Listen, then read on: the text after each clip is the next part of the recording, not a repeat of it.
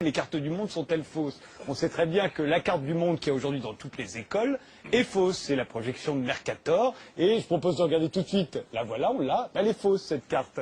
Alors, pourquoi elle est fausse? Vous allez nous le dire après. Mais d'abord, je voudrais qu'on regarde un extrait de À la Maison Blanche. Vous savez, la série américaine, où on voyait tout à coup des géographes qui venaient à la Maison Blanche qui disaient « Cette carte est fausse, faut qu'on la remplace par la vraie ». Regardez un extrait de À la Maison Blanche. Le cartographe flamand Mercator a dessiné ce planisphère au XVIe siècle. Il était destiné aux marins européens comme outil de navigation. Seulement cette carte éloigne les régions polaires pour créer des lignes droites constantes ou des directions géographiques. Ce qui rend la traversée de l'océan plus aisée. Mais Oui. cette vue fausse la taille des nations et des continents. Alors cette projection serait fausse?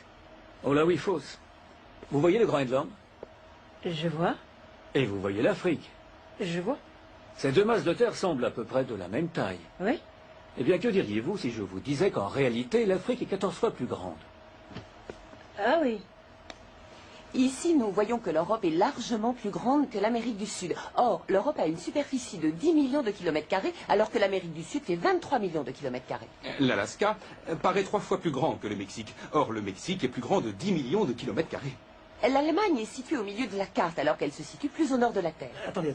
La taille relative est une chose, mais vous dites que l'Allemagne n'est pas là où nous pensons qu'elle est. Rien n'est où vous croyez. Alors où est-elle? Merci pour cette question. La projection de Peters. Fidélité des axes. Fidélité de position. Les lignes est-ouest sont parallèles et croisent les axes nord-sud à angle droit. Mais c'est quoi ça? C'est le monde où vous vivez. Sylvie Bonnel, vous êtes d'accord? très C'est simple. la carte de Peters, le monde dans La lequel on carte de vit. Peters, elle déforme aussi parce qu'elle allonge les continents. Mais c'est très simple, vous avez un globe, la Terre c'est un globe. Comment voulez-vous représenter un globe de façon plate? Donc, Vous il êtes faut faire des obligé de choix. faire des choix. Et l'histoire de la cartographie, c'est une histoire encore, en Europe en tout cas, qui est européocentrée. Nous avons choisi les cartes qui nous arrangeaient. Si vous allez en Alors, Australie... la projection de Peters qu'on voit là, elle arrange qui? Celle qu'on voit actuellement là. Elle est plus exacte au niveau des superficies, c'est-à-dire elle rend exactement les superficies. L'Afrique, c'est presque le quart des terres émergées.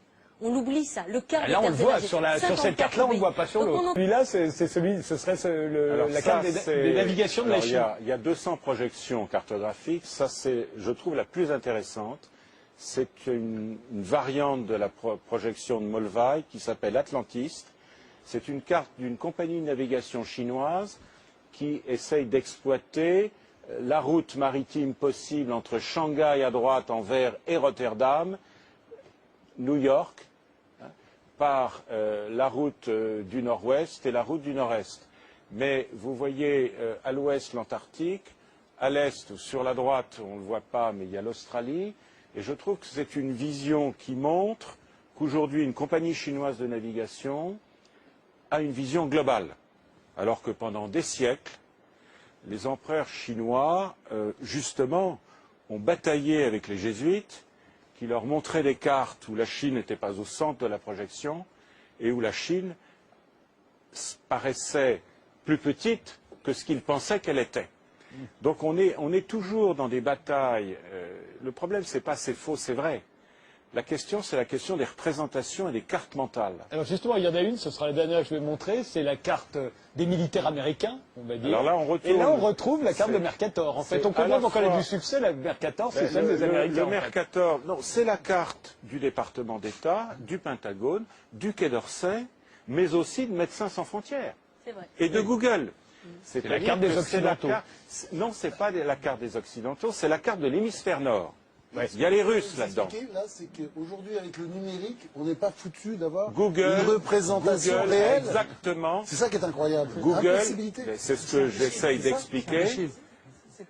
C'est une projection qui est avantageuse. Ah oui. C'est une projection qui est avantageuse. Voilà.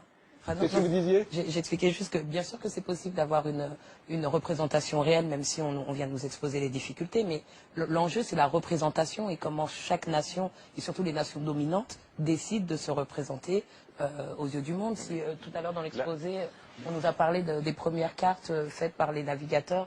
Enfin, Mercator, c'était ça. C'est ce qu'on voulait voir, c'était l'Atlantique. Voilà, l'entrée des nations européennes. Il existe quelque part dans le monde dans une l'ère moderne. représentation réelle de la... Non, pas en 2 dimensions. Non. Vous êtes écrivain, la seule représentation réelle, c'est celle de José Luis Borges. C'est une carte dont l'échelle serait 1 sur 1. C'est-à-dire une nappe qui couvrirait la Terre. On ne peut pas représenter sur un plan une sphère. Sur aucune Donc carte. vous avez des choix de déformation. Là, c'est un choix installé dans les esprits qui est en plus qui découpe le monde en théâtre. Le mot Moyen-Orient, c'est un théâtre militaire. Asie du Sud-Est, c'est 1943. Moyen-Orient, c'est Londres, 1939 au Caire. Central Europe, Europe centrale, c'est un théâtre de l'OTAN. Nos représentations du monde sont stratégiques, idéologiques et maintenant les banques d'affaires. Denis Podalides. Et le pétrole. Denis Podalides. Je suis comme vous, là. Puis, Baba. On ne pensait pas que les cartes du monde étaient Je ne fausses. pensais pas. Moi, je pensais que le Mercator, là, c'était Alors, ce que j'avais. remontrez-nous la Peters, parce que Peters aussi est fausse. Et pourtant, elle a l'air plus vraie. Non, mais la projection de Peters est extrêmement intéressante parce qu'elle a été rendue célèbre par Willy Brandt. Dans le rapport de 1973 sur le Nord-Sud. Willy Brandt, en fait, Allez très vite parce que ça va se terminer. Géopolitique allemande, l'Allemagne essaye de se sortir du carcan Est-Ouest et a une politique au Sud. Aujourd'hui, en 2012, l'Allemagne est au Conseil de sécurité, son slogan, l'Allemagne partenaire du monde. L'Europe, c'est trop petit. Les surfaces, c'est quand même juste, là. Les surfaces sont justes, mais pas les distances. Dernier mot. Ce qui est fascinant, c'est l'Afrique. L'Afrique, c'est... c'est grand l'Afrique, hein, en vrai. Tellement grand. Les Et maintenant, avec cette C'est dingue, on nous a menti. avec cette croissance qui est en train d'arriver en Afrique, on va en entendre parler. Le Ghana, plus 16%. Et c'est 2 milliards. Sylvie Brune. L'Eldorado. Juste à la fin. L'Eldorado. Non, mais il faut regarder le sous-sol. Il faut regarder le sous-sol. L'Afrique, c'est 2 milliards. Ça va être 2 milliards d'habitants en C'est le 2050. sous-sol, c'est la Là, il y en a 1 géologie. milliard. Oui. Ça veut dire que ça va être multiplié par deux. C'est grand et c'est riche.